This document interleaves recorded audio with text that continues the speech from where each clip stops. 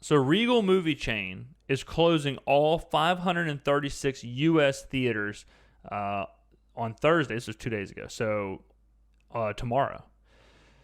More than 7,000 movie screens will be dark in the U.S. this weekend as the Regal theater chain.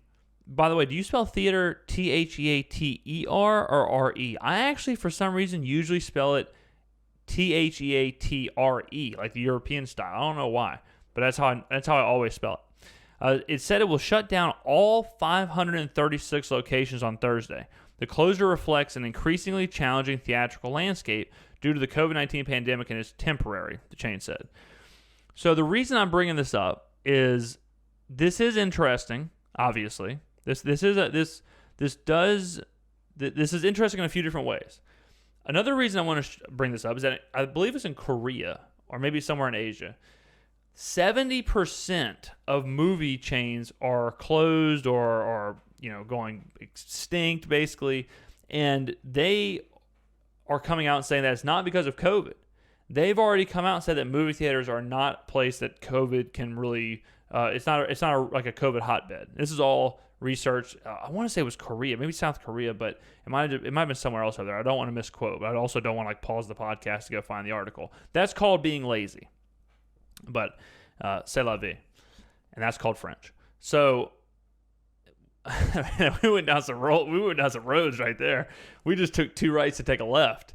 Woo! But the point is, and the point in the article was that even though people in Korea or wherever know that movie theaters aren't that big of a deal when it comes to COVID, no one's going back. We know that COVID is blowing up when it comes to bars and restaurants and things like that, but people are going back. You're not seeing this 70% decrease. You're not seeing this like worldwide bankruptcy. You're not seeing this global or nationwide closure of restaurants and bars. You are seeing that with movie theaters, though. And I think that what's happening here is you are seeing a true change in how people act. Not only how people act, but how businesses are acting towards people. I think movie theaters is the first thing that will fall. I think there's a few things that will fall. And because of the pandemic, as far as the pandemic was the step, the pandemic was the first movement that allowed people to kind of explore a different universe and realize that, oh shit, I like this universe more. And so they don't go back. Movie theaters are a big one. I said this when COVID happened. I thought movie theaters were already on their decline because streaming services blew through movies. Netflix, Hulu, Disney Plus, all of that. There is so much content on there. And you're paying such a cheap price. I mean, think about it. Netflix is like, $15 a month, something like that? One movie at the movie theater with no snacks, no drink, no nothing is like $10 for 2 hours, 3 hours. So it's one of those deals where now you're looking at it and you're like, well, this isn't even close. I mean, this isn't even in the same universe. Not to mention that some of these places, and by some I mean all, like Netflix, Hulu, Amazon, Disney Plus, etc., they're creating their own movies. So you get exclusive movies, exclusive TV shows, old movies, and old TV shows for a very convenient price at your own home, at the leisure of your own home, with your own snacks, with your own bathroom, all that stuff. All those pros, the movie theater offers no pros. The only thing the movie theater offers is a specific group of big movies like the Avengers, Marvel, stuff like that. That's out on in theaters. But what happens? What happens if those agencies realize like, oh well, wait a minute, we can just sell those movies for $30 per stream or something, just like they did with Mulan. I think Mulan was the first movie that came out and did this, where they said we'll do a $30 stream, basically pay-per-view for the movie. Now let me ask you this. That might sound crazy, but let me ask you this. Let's say that the new Jurassic Park movie comes out, and you're a huge Jurassic Park fan, and you can pay, let's say you want to go to the movies by yourself, which not a lot of people do. I do, or I used to do all the time, but not a lot of people do. Let's say you like to go to the movies by yourself, and you're going just by yourself, and you're going to go see Jurassic Park. You're going to go get large-ass bag of popcorn and a big old icy, and you're going to go watch it.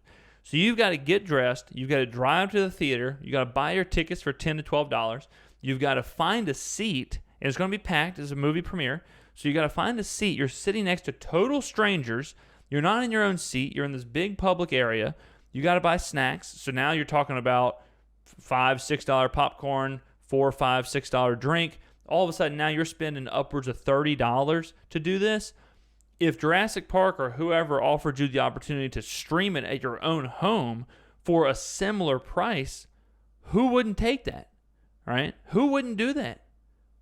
Especially if you start thinking about what people will do, and they'll start saying, they'll invite 4 of their friends and say, hey guys, everyone chip in $5 and I'm going to get the new Jurassic Park and we can do like a premiere at my house. Everyone bring snacks, everyone do this. All of a sudden, your home is a movie theater. All of a sudden, you're getting all of the benefits of a movie theater with just your friends for a cheaper price in the movie theater. I don't think movie theaters stand a chance. I really don't. I think this is one of those things that we'll see get phased out in this generation that was an absolute mainstay moving forward. I mean, when I was growing up, movie theaters was a place that you went to all the time. You went to movies whenever you were with your grandparents or something. They didn't know what to do with you. You went to movies on first dates. You went to movies with your friends on midnight premieres. Sometimes you would just go hang out in the movie theater. I remember, this is a long time ago, but me and my friends went and saw the movie 23 and the Zodiac back-to-back in a movie theater. We were at the movie theater for like 7 hours. And that's because we're like 15 years old. We have nothing better to do than go buy some snacks and sit in a movie theater. Now, there's a million better things to do. So this is one of those things where I'm certainly not surprised at all to see, but this is a change of the guard with how our culture is changing. And it made me think about some other ways that our culture may be changing. I think other places like GameStop's a good example. I think those places, those stores will be phased out. I think maybe stores in general will kind of be phased out. There'll be very specific stores, but some places it's like, why do I need this place to exist? You know, I mean, even if you go through a mall, there's so many places in a mall where it's like, man, it's just so much easier to shop online. And I think we all see that happening, but gyms are another big one. Gyms, I think, are real on thin ice right now. A gym just closed down by my house, and you know, I have been a member of a gym, sometimes a member of 2 gyms, can't hide money, since I was 17 years old. I remember I was 17 at my first job, and I started working out, and I begged my dad to go get me a gym membership at what was World Gym. World Gym doesn't even exist anymore, but what was a World Gym, and I wanted a membership so bad, and we ended up getting one. I would go there every day for 2-3 hours a day. That's how, when you're younger, you work out a really long time. But ever since then, I've been going to a gym for my entire life. You're talking about 13, 14 years of a gym, and right now I don't have one, and I haven't had one since the coronavirus started. So the last time I went to a gym was in March, and I've been doing things like yoga. I mean, y'all know I swam. I was swimming for a while before it got cold. Running, yoga, at-home stuff. I mean, just periodically you start to buy things like kettlebells or a dumbbell or even a bar, the bare minimum, basically. And I know a lot of friends of mine who were in the same boat where they were big gym goers. And they started to say, you know what, I'm not going to a gym anymore, so I'm going to invest $200, $300 into a bench or a squat rack or something. I'm going to have it here. And again, once you make that initial purchase, the convenience, every aspect of it just outweighs going to a gym. And it's crazy to see these parts of life just slowly get eliminated, where you're seeing these things just become obsolete. And they're becoming obsolete so fast. They're becoming obsolete at a rapid rate. And, it's some of it's good. I think some of it is good. I think, the pandemic, the quarantine, however you want to phrase it, it is forcing humans to interact in a completely different manner. It's forcing humans to exist in a completely different manner. And it's almost forcing like a generational cultural shift in a really, really fast manner. I don't think any of this stuff would have happened if, if this pandemic, if this thing didn't hit. And that's an obvious statement, but that means that how many years off were we from no movie theaters? How many years off were we from no gyms? How many years off were we from all of this just going away? I mean, I talked about this before on the podcast, but like I don't know anyone who's gone to church in the past 7 months. Not one person. And not to get all, religious on you here, but I'm someone who would go to church probably twice a month, 3 times a month, sometimes every week. My parents certainly would go every week. My grandparents, same deal. That whole generation. And for the last 7 months, I don't know a single person who has gone. Not one. And that's another thing where I think people will go back, but will the same amount of people go back? I don't know. I mean, I think gyms will stick around, but I think like they won't go the route of movie theaters. I think gyms will just shrinken where they'll get smaller. These like big Planet Fitness looking things, or like these huge buildings with hundreds and thousands of members. I don't think that's going to be a thing anymore. I think people are just too used to the other side now. They're way too used to it. So it's an interesting thing. And I think it's something that we should all be well aware of, is just this generational kind of cultural shift. And I'm sure you feel it. I'm sure you are doing things that you feel yourself doing so differently, or just behaving differently, or how you view things differently. And I certainly am.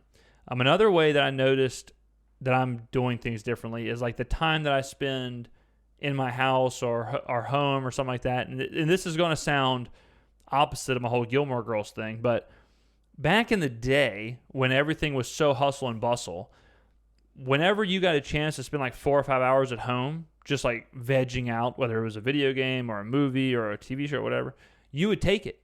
Now it's almost like everyone has been home for so long and everyone has been away. There is no hustle and bustle. Like there is zero hustle and there is even less bustle. So I think people now are hesitant to just sit in one space. They're hesitant to just veg out on the couch or veg out on a video game or whatever, because if there is any other option, they're going to go do it. If there's any other way to do something or to get out or to move around or to, there's sometimes I just go for a drive. There's sometimes I just go for a drive, roll my windows down and just roll down the beach or whatever, or just be outside. I'll just go stand or sit outside. I've been going on walks, Like I'll just go, when I'm running, I'll go run like 2-3 miles and then I'll walk like a mile just to be outside, just to do something. So it's just, my point is that this is like, even though I think the coronavirus, and this is going to be a weird statement. I haven't even vocalized this to anybody, so I'm not sure how this is going to sound.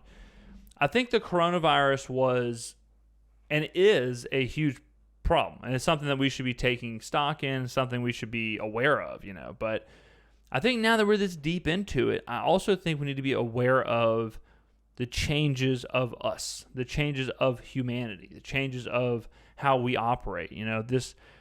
We aren't built to do this. We human beings are not built to do this super independent lifestyle, this hermit lifestyle. Humans are built for social interaction. Humans are built for being around people. They're built for emotional connections and things like that, conversation. And they're not really built for not. They're not really built for living in a cave by yourself and that's it. When's the last time, think about this. When is the last time you talk to a stranger? And when is and not for work, because if it's for work or something, then whatever, that's not really the same. But when's the last time you can't really talk to a stranger? And when you think about like when would I have done that? Well, all the time, right? Like back in the day, you could talk to a stranger all the time. You talk to a stranger at a bar, you can meet new people.